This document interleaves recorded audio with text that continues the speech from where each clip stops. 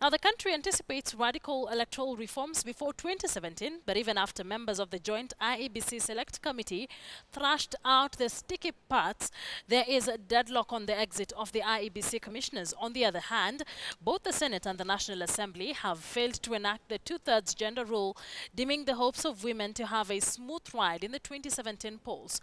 There are a host of the issues that stakeholders say, or a host of other issues that stakeholders say should be addressed going forward, including putting in place better mechanisms to fight corruption and addressing the interest of women and youth towards building a cohesive but productive society. Now, joining me in studio, Henry Kurauka, an advocate of the High Court and a law lecturer, is going to give us an assessment of where we are after the IEBC talks, the war on corruption, the elusive gender rule, and the youth agenda. A very good afternoon to you. Thank you very much. Many thanks for joining us here on KTN Newsdesk. Welcome. An array of issues. We have the youth agenda, we have the gender bill, we have the electoral reforms. But how would you assess how the very contentious bills, the very important bills, have been passed to those that are still pending, even as we are heading into the 2017 general elections? Are we on the right path? Yes, I believe we are in the right path. First, the country has made a lot of progress. We have had a lot of bills that have been done. When the new constitution was promulgated way back in August 27th, 2010, we have had more than 40 bills that have been enacted in compliance with the constitution. Therefore, we have made remarkable progress. However, we have a few challenges, particularly the gender bill that has caused a lot of problems from our parliament, and the constitution is very clear that the gender rule must be complied with. A matter went to the Supreme Court, and the Supreme Court was able to rule on that matter, and Parliament was given sufficient time to bring the appropriate law. All right. Just hold on to that thought. And you were mentioning something to do with the gender bill, but I will veer off a bit. When it comes to electoral reforms, currently we are trying to. It looks like a cleanup exercise. Do you think it will be a successful attempt towards having a free and fair elections, given that we are time barred as well? Yes, I believe we are likely to have a better commission.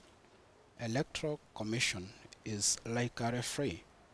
Both parties, all parties must be comfortable, must have faith in the process.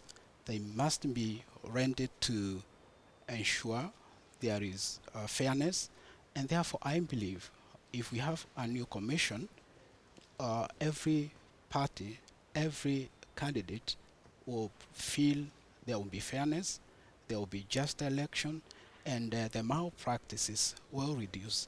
And I'm happy because all the parties have agreed to come up with a better law. We have now reforms. We have a new bill that has been enacted, and I believe by Friday this week, the Salaries Commission will be able to give an exit package to the current commissioners to pave way for a new commission that will embrace as many people as possible, religious leaders, political parties, so that all Kenyans will feel it won't be fair to everyone. Does the changing of the electoral or the replacing of the commissioners of the IEBC, is it a guarantee that we will not face the very challenges we faced in the 2013 general poll? Personally, I think changing our commission alone is not a guarantee, because we have many other factors, many other institutions. Remember, we have the Electoral Commission, we have the voters themselves who have a lot of powers to ensure fairness. We also have political parties, we have national government, we have county governments, we have the police, the National Police Service, we have many institutions. We have the Attorney General, we have Director of Public Prosecutions. So all these institutions and Kenyans themselves must play their part to ensure free and fair Talking elections. about all these institutions, do you think as Kenyans we are turning a blind eye, even the political class, on what really should be right come 2017? That all we are thinking about is the IEBC commissioners. You've mentioned about 10 institutions that will contribute to us having free, fair, and peaceful election come 2017. But are we turning a blind eye to these other institutions? Yes, the overriding interest of every candidate is to win. The overriding interest of every party is to win an election. The sad bit is that many candidates, when they want to win, no matter what, no matter the process, no matter how, that's where we have a challenge. And that brings in issues of rigging, issues of voter bribery, issues of election malpractices, and there are a host of them.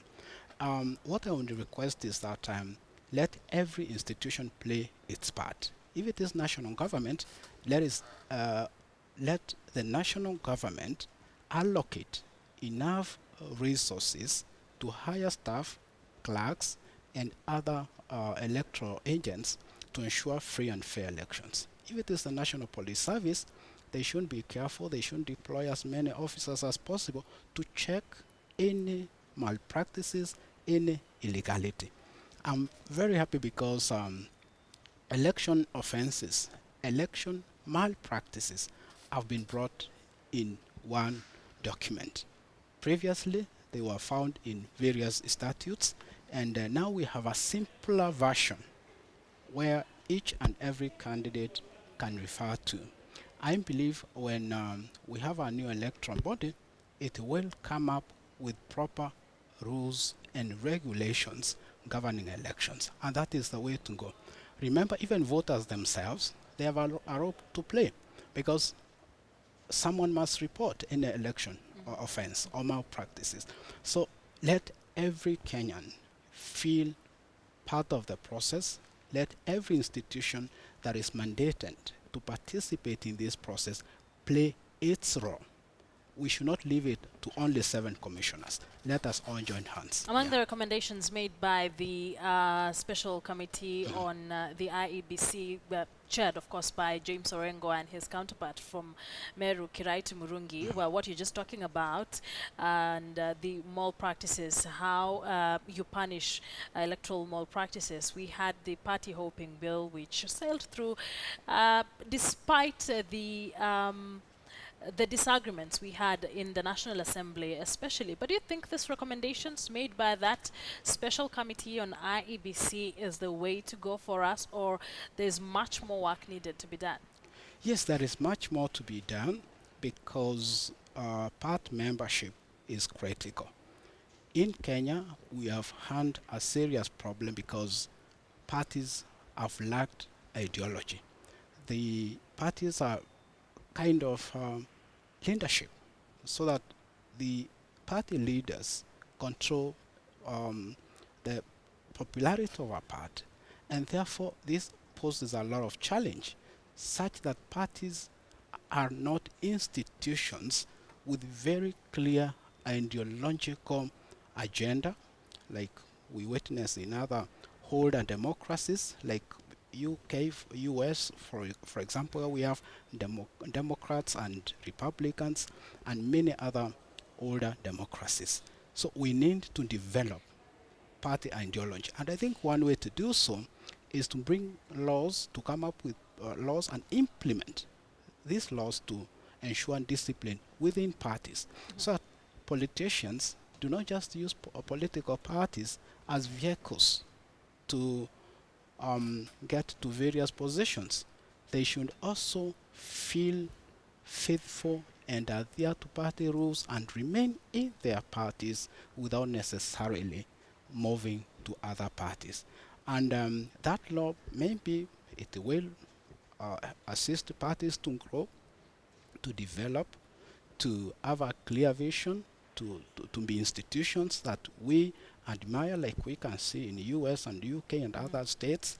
And more importantly, it will ensure that politicians will have discipline when joining parties. So that if you join a party, you do not expect to leave that party or go for nomination, and once you are beaten, you dash to another party and so on.